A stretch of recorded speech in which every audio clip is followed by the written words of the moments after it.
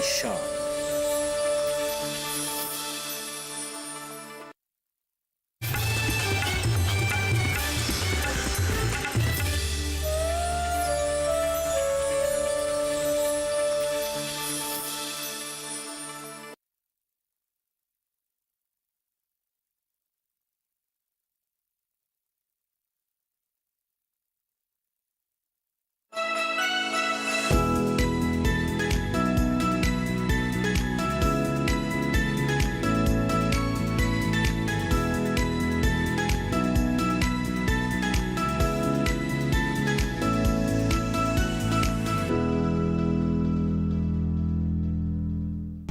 नमस्कार, आप देख रहे हैं दूरदर्शन किसान कार्यक्रम कृषि दर्शन में आप सभी का स्वागत है। मैं हूं ज्योत्सना टंडन।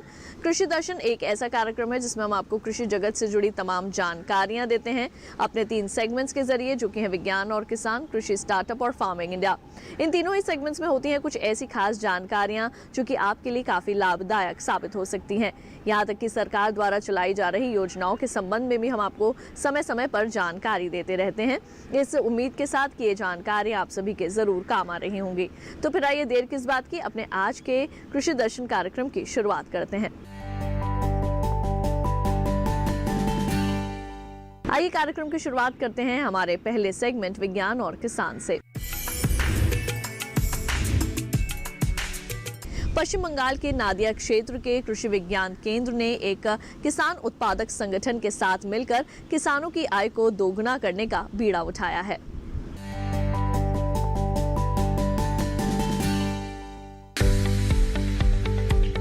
नादिया कृषि विज्ञान केंद्र ने 2008 में नकाशीपारा किसान उत्पादक कंपनी लिमिटेड यानी एफपीसी के साथ मिलकर काम शुरू किया।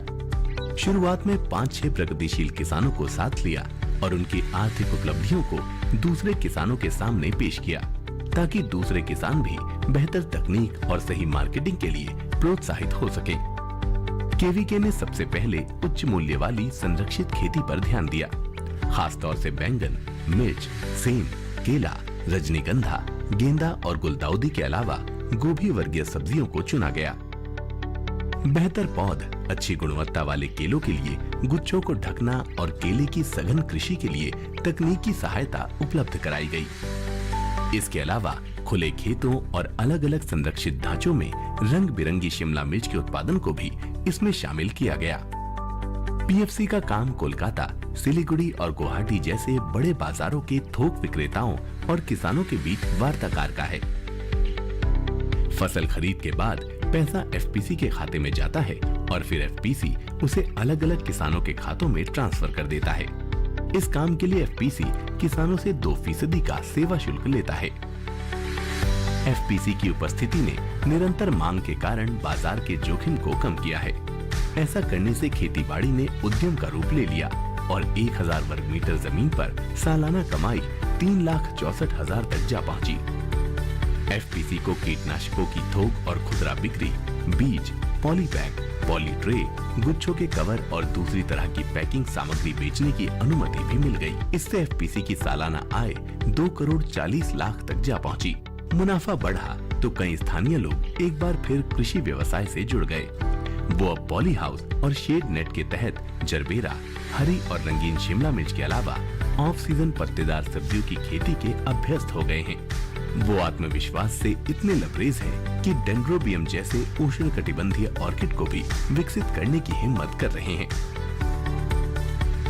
नादिया कृषि विज्ञान केंद्र एफपीसी के साथ सक्रिय रूप से शामिल रहा है, जो समय समय पर वैज्ञानिक तरीके से उनका मार्गदर्शन करने की दिशा में तकनीकी सहायता उपलब्ध करा रहा है।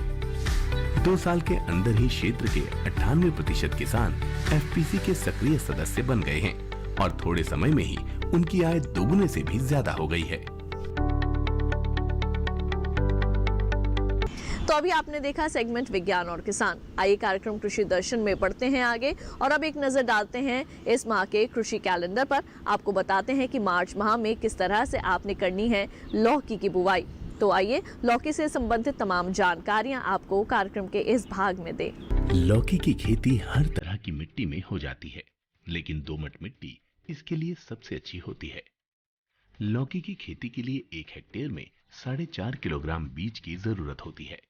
बीज को खेत में बोने से पहले 24 घंटे पानी में भिगोने के बाद टाट में बांधकर 24 घंटे रखें। करेले की तरह लौकी में भी ऐसा करने से बीजों का अंकुरण जल्दी होता है। लौकी के बीजों के लिए 2.5 से 3.5 मीटर की दूरी पर 50 सेंटीमीटर चौड़ी व 20 से 25 सेंटीमीटर गहरी नालियां बनानी चाहिए।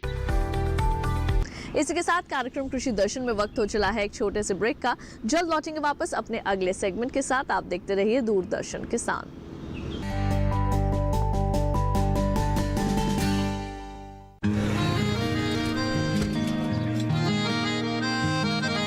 क्या बात है भाई, आजकल तो काफी खुश नजर आ रहे हो। क्यों ना हो, अब मैं ऑर्गेनिक खेती जो कर रहा हूँ ये पूरा प्राकृतिक है, ऑर्गेनिक है। इसमें हमारे खेत, हमारी फसल और हमारी जेब सब फायदे में होते हैं और इसमें लागत भी कम है। जी हाँ, आप भी ऑर्गेनिक खाद का प्रयोग करें, अपनी फसल और मिट्टी को तंदुरुस्त बनाएं और आपकी आमदनी में इजाफा करें। अधिक जानकारी के लिए किसान call centre toll free number 1800-180-1551 पर कॉल करें और लॉग ऑन करें kisan.gov.in और farmer.gov.in। कृषि और किसान कल्याण मंत्रालय द्वारा किसान हित में जारी।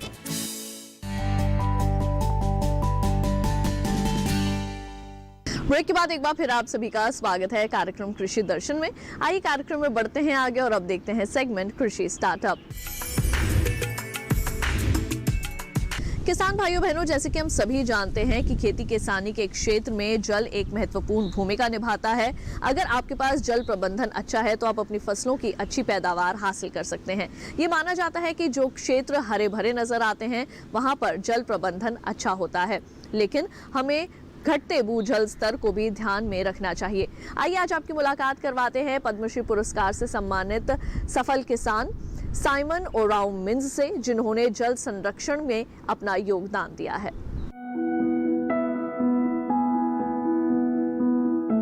साइमन ओराव मिंज, जिन्हें झारखंड के वाटरमैन के रूप में जाना जाता है, और अपने ग्रामीणों के बीच साइमन बाबा एक भारतीय पर्यावरणविद और सामाजिक कार्यकर्ता हैं, जिन्हें झारखंड राज्य में सूखे से निपटने के लिए काम करने के लिए जाना जाता है। उनके प्रयासों से 5 सिंचाई जलाशयों के निर्माण के साथ साथ एक पर्यावरणीय परियोजना के बारे में बताया गया, जिसमें 51 पेड़ों को शामिल करते हुए रांची के पास बैरू ब्लॉक में बड़े पैमाने पर वृक्षारोपण और कुओं एवं तालाबों की खुदाई शामिल है। समाज में उनके योगदान के लिए भारत सरकार ने 2016 में पद्मश्री जैसे बड़े पुरस्कार से उन्हें सम्मानित किया। ओराव मिंज का जन्म रांची से लगभग 35 किलोमीटर दूर बीरो ब्लॉक के अंतर्गत आने वाले एक छोटे से गांव खाकसी टोली गांव के कैथोलिक किसान परिवार में हुआ था। उनकी स्कूली शिक्षा केवल कक्षा 4 तक थी। इनके क्षेत्र में ग्रामीणों ने कृषि के लिए वर्षा जल पर बहुत अधिक निर्भर किया और पानी की कमी के कारण हर साल सीमित अवधि के लिए ही खेती की। साइमन बाबा एक ऐसी शख्सियत है जिन्होंने झारखंड में छोटी छोटी नहरों को मिलाकर 3 बांध बना डाले। आज इन्हीं बांधों से करीब 5000 फीट लंबी नहर निकालकर खेतों तक पानी पहुंचाया जा रहा है। उनके द्वारा बनाए गए बांधों से 5 गांवों की सूरत बदल चुकी है। वर्ष 1964 में ग्रामीणों ने उन्हें परहा राजा के रूप में चुना और उन्होंने अपनी पैतृक संपत्ति पर सामाजिक वानिकी कार्यक्रम की शुरुआत की, जिसमें वे हर साल 1000 पेड़ लगाते हैं ताकि मिट्टी के कटाव और जल संसाधनों की कमी को रोका जा सके। साइमन ने आसपास के सभी गांवों के प्रतिनिधियों के साथ 25 सदस्यीय ग्राम समिति का गठन किया, जो वानिकी अभियान का संचालन करते हैं। साथ ही वे लोगों के साथ मिलकर आंदोलन का नेतृत्व भी करते हैं, जो पेड़ों की अवैध कटाई के खिलाफ चलाया जा रहा है। उनके प्रयासों से 2000 एकड़ से अधिक भूमि पर खेती करने, एक वर्ष में 3 फसलों का उत्पादन करने और 20,000 मिलियन टन सब्जियों की पैदावार में सहायता करने की उपलब्धि है। उन्होंने 2012 से 2014 के दौरान प्रधानमंत्री ग्रामीण विकास फेलो के रूप में कार्य किया। पूरी तरीके से शिक्षा ग्रहण न करने के बावजूद भी साइमन ने अपनी लगन और कड़ी मेहनत से अपने राज्य की खेती में काफी मदद की है। साथ ही बाकी किसानों के लिए प्रेरणा का स्रोत भी बन चुके हैं। इसी के साथ कार्यक्रम कृषि दर्शन में वक्त हो चला है एक और छोटे से ब्रेक का। जल्द लौटेंगे वापस अपने अगले सेगमेंट फार्मिंग इंडिया के साथ। आप देखते रहिए दूरदर्शन किसान।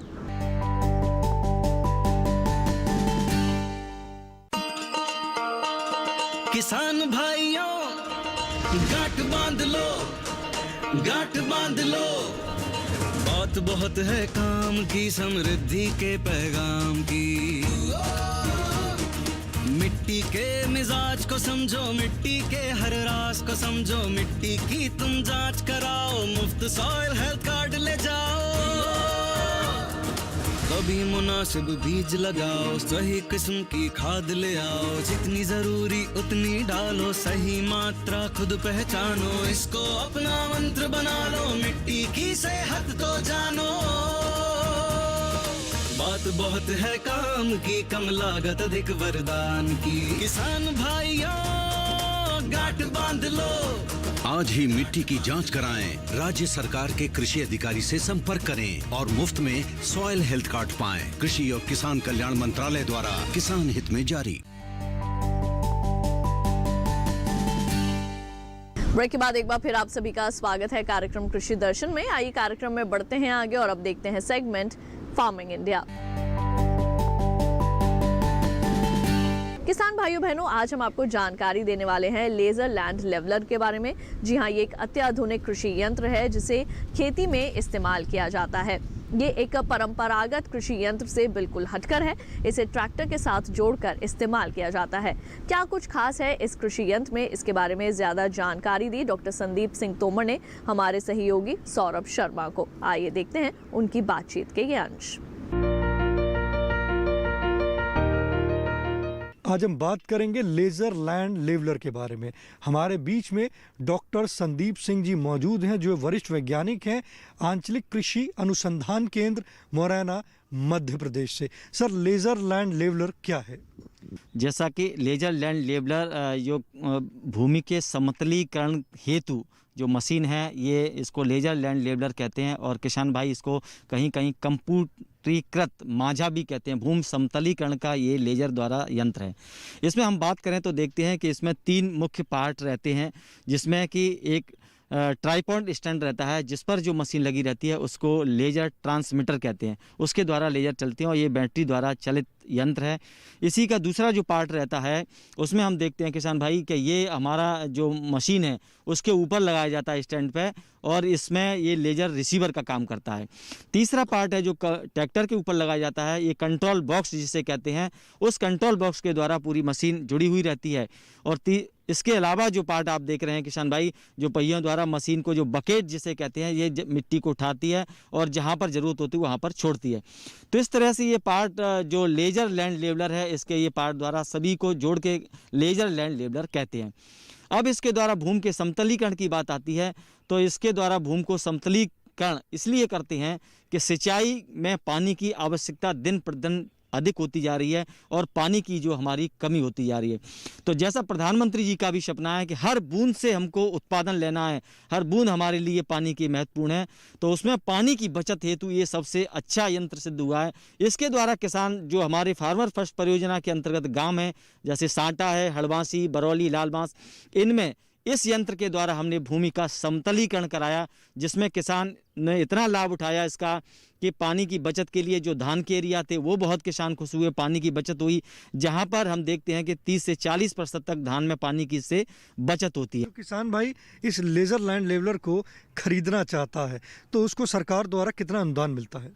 जो भी किसान भाई इस मशीन को खरीदने का प्रयास करते हैं या इच्छुक हैं, जो देख रहे हैं आप इस पे, तो इसके लिए मध्य प्रदेश सरकार के द्वारा यहाँ पर 50% अनुदान इस पर दिया जाता है, जिसके लिए सरकार के द्वारा जो कृषि अभियांत्रिकी कृषि विभाग के अंतर्गत संचालित एक विभाग है, उसमें पोर्टल के द्वारा इसमें आवेदन मांगे जाते हैं।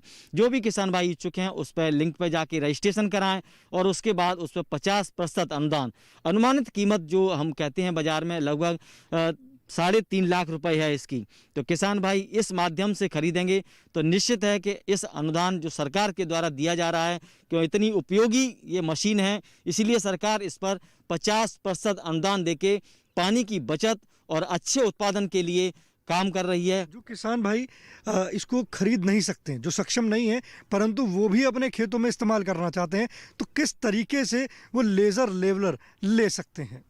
जी हाँ, जो किसान भाई इसको नहीं खरीद सकते हैं तो उनके गांवों में आसपास जिनके पास ये लेजर लेवलर है, क्योंकि ये युवाओं के लिए भी रोजगार का एक अच्छा साधन सिद्ध हो रहा है। जो भी युवा हैं जिनके पास ट्रैक्टर है खेती के लिए, वो इस लेजर लेवलर को खरीद करके अन्य किसान जिनके पास ट्रैक्टर नहीं है और वो नहीं खरीद सकते, उनकी भूमि का समतलीकरण करते हैं। तो इसमें हम देखते हैं कि ज़्यादा खर्चा नहीं आता, प्रति बीघे के हिसाब से या 1 हेक्टेयर में कहा जाए तो लगभग हम देखते हैं कि 10 से 15 घंटे समतलीकरण हेतु लगते हैं। तो इस तरह से जिनके पास नहीं है, वो जिन्होंने खरीद रखे हैं, उनके द्वारा हम किराए के आधार पर उसको समतलीकरण करा सकते हैं और इसका लाभ ले सकते हैं। जैसे कि आपने बताया कि ये लेज़र लेवलर किसान भाई आंचलिक कृषि अनुसंधान केंद्र से भी ले सकता है, तो आंचलिक कृषि अनुसंधान केंद्र का पता एवं उसका संपर्क कैसे कर सकते हैं किसान भाई? जी, जैसा कि हम किसान भाइयों के लिए ये मशीन हमारे यहाँ भी उपलब्ध है। जो भी किसान भाई इसका उपयोग या देखना चाहते हैं चला के हमारे यहाँ आएँ, क्योंकि हम समय समय पर इसके द्वारा चलाने का एवं इसके जो प्रक्षेत्र हैं उनके द्वारा जो समतीकरण हुआ है उनके लाभ के लिए यहाँ पर हम प्रशिक्षण भी आयोजित करते हैं और किसान भाई इसका प्रशिक्षण भी ले सकते हैं। इसके साथ साथ में हम देखें कि हमारा जो आंचलिक कृषि अनुसंधान केंद्र AB रोड ग्वालियर रोड है, जो कि मुरैना में, आप आके कभी भी संपर्क कर सकते हैं। और इसकी अतिरिक्त जानकारी हेतु आप कभी भी हमारे यहाँ 9410890472 पर संपर्क कर सकते हैं। मैं डॉक्टर संदीप सिंह तोमर, वरिष्ठ वैज्ञानिक, आंचलिक कृषि अनुसंधान केंद्र मुरैना। देखिए, अभी आपने जाना कि हमारे विशेषज्ञ ने आपको बताया लेज़र लैंड लेवलर के कितने फ़ायदे हैं और आप उससे पानी की बचत भी करेंगे। जब आपकी बचत होगी, जब आपके खर्चे कम होंगे, तो आप इससे ज़्यादा से ज़्यादा लाभ की प्राप्ति कर सके। आइए कृषि दर्शन कार्यक्रम में बढ़ते हैं आगे और अब आपको जानकारी देते हैं एग्रीकल्चरल इंफ्रास्ट्रक्चर फंड के बारे में, जहां पर कृषि के बजट को बढ़ाकर 40,000 करोड़ रुपए कर दिया गया है।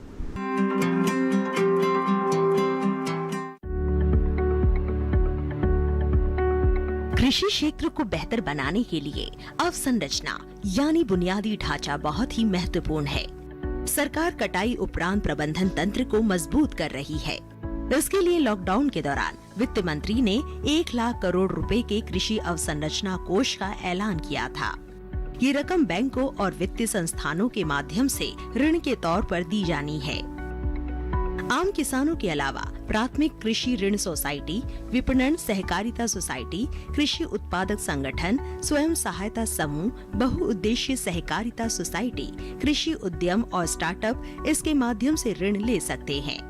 2 करोड़ तक के कर्ज पर ब्याज में 3% तक की छूट का प्रावधान किया गया है।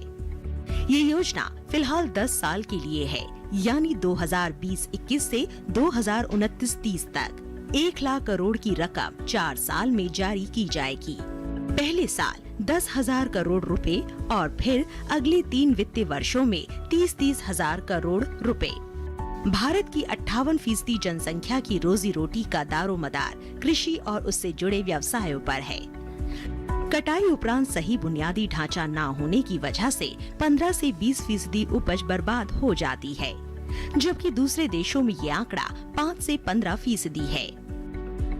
कृषि अवसंरचना कोष का उद्देश्य ऐसे ढांचे का विकास है जिसमें किसान अपनी उपज बिना बिचौलिए के सीधे बेच सके और कटाई के उपरांत उनकी फसल में बर्बादी भी कम हो। इससे निश्चित तौर पर उनकी आमदनी बढ़ेगी।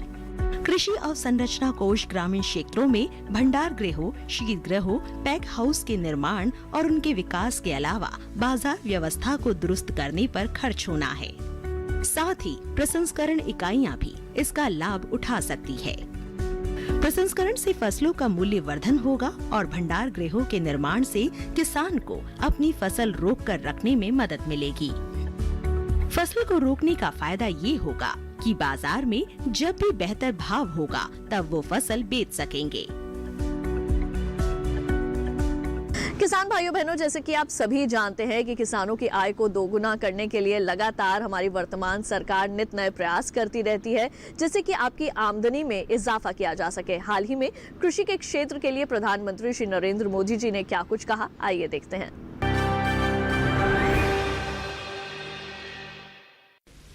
आज ये समय की मांग है कि देश के किसान की उपज को बाजार में ज्यादा से ज्यादा विकल्प मिले।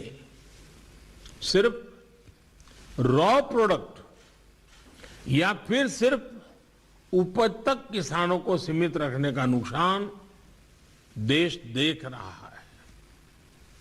हमें देश के एग्रीकल्चर सेक्टर का प्रोसेस्ड फूड में के वैश्विक मार्केट में विस्तार करना ही होगा। हमें गांव के पास ही एग्रो इंडस्ट्रीज क्लस्टर की संख्या बढ़ानी होगी ताकि गांव के लोगों को गांव में ही खेती से जुड़े रोजगार मिल सके। ऑर्गेनिक क्लस्टर्स, एक्सपोर्ट क्लस्टर्स, इसकी भी इसमें बहुत बड़ी भूमिका होगी। गांव से एग्रो बेस्ड प्रोडक्ट शहरों की तरफ जाएं और शहरों से दूसरे इंडस्ट्रियल प्रोडक्ट गांव पहुंचे, ऐसी स्थिति की तरफ हमें बढ़ना होगा। अभी भी लाखों माइक्रो फूड प्रोसेसिंग यूनिट्स देश में चल रही है, लेकिन उनका विस्तार करना, उनके सामर्थ्य को बढ़ाना, ये आज समय की मांग है, बहुत जरूरी है। जब प्राइवेट सेक्टर की ये भागीदारी बढ़ेगी तो स्वाभाविक रूप से किसान का भरोसा भी बढ़ेगा। हमारे यहां कॉन्ट्रैक्ट फार्मिंग लंबे समय में से किसी न किसी रूप में की जा रही है।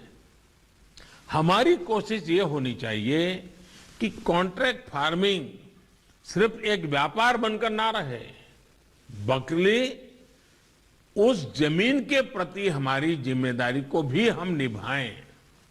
हमें किसानों को ऐसी टेक्नोलॉजी, ऐसे बीज उपलब्ध कराने हैं जो जमीन के लिए भी हेल्दी हो और न्यूट्रिशन की मात्रा भी उनमें अधिक हो। साथियों, देश की खेती में सिंचाई से लेकर बुआई, कटाई और कमाई तक टेक्नोलॉजी का एक संपूर्ण समाधान मिले, इसके लिए हम सबको मिलकर के एकजुट प्रयास कर रहे हैं। हमें एग्रीकल्चर सेक्टर से जुड़े स्टार्टअप्स को बढ़ावा देना होगा, युवाओं को जोड़ना होगा। आप सभी आत्मनिर्भर भारत के लिए जरूरी आत्मनिर्भर ग्रामीण अर्थव्यवस्था के महत्वपूर्ण स्टेक होल्डर्स हैं। मैंने कुछ समय पहले संसद में इस बात को विस्तार से रखा था कि कैसे देश के छोटे किसानों को ध्यान में रखते हुए सरकार ने बीते वर्षों में अनेक महत्वपूर्ण निर्णय लिए हैं।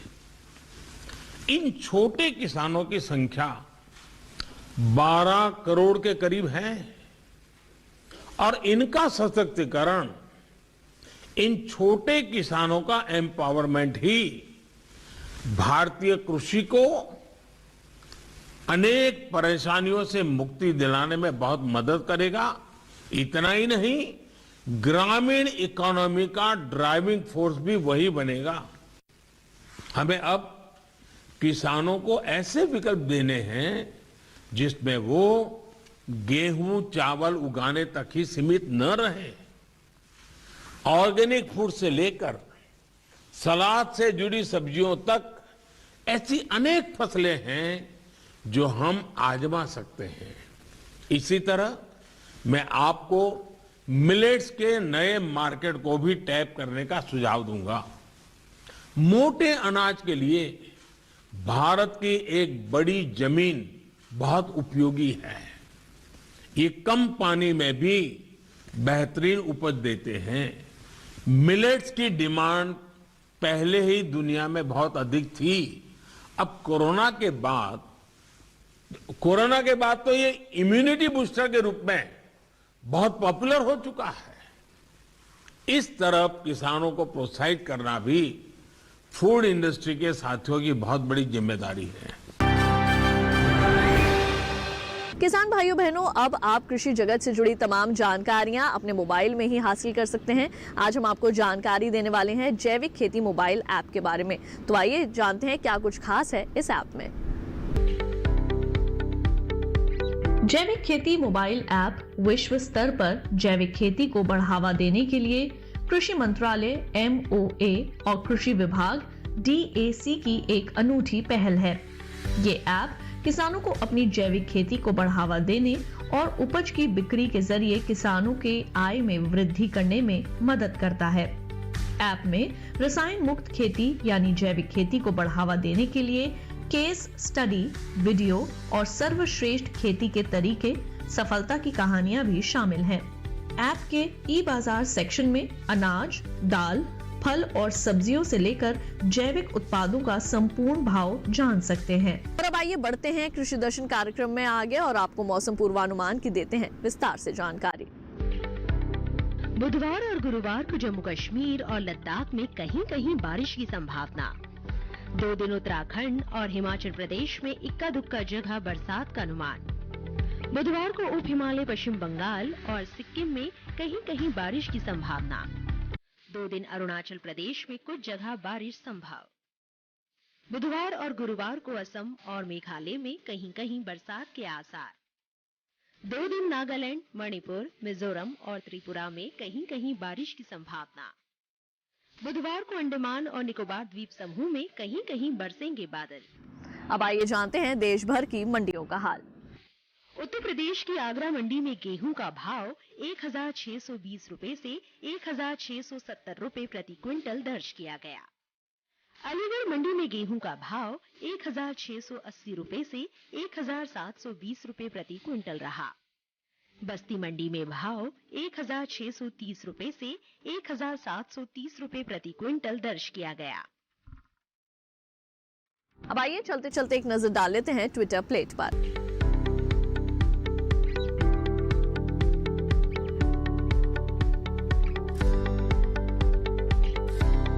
तो किसान भाइयों बहनों, हम उम्मीद करेंगे कि हमारे आज के कृषि दर्शन कार्यक्रम में दी गई जानकारियां आप सभी के जरूर काम आएंगी। कृषि दर्शन आपका अपना कार्यक्रम है। इस कार्यक्रम के लिए अगर आप अपने कोई सुझाव देना चाहते हैं तो आप हमें पत्र लिख सकते हैं। हमारा पता है कृषि दर्शन, कमरा नंबर 58, CPC दूरदर्शन, खेलगांव, नई दिल्ली 110049। अगर आप हमें ईमेल करना चाहते हैं तो हमारा ईमेल ID है krishidarshandddk@gmail.com। तो आज के लिए केवल इतना ही। मुझे दीजिए इजाजत। आप देखते रहिए दूरदर्शन किसान। नमस्कार।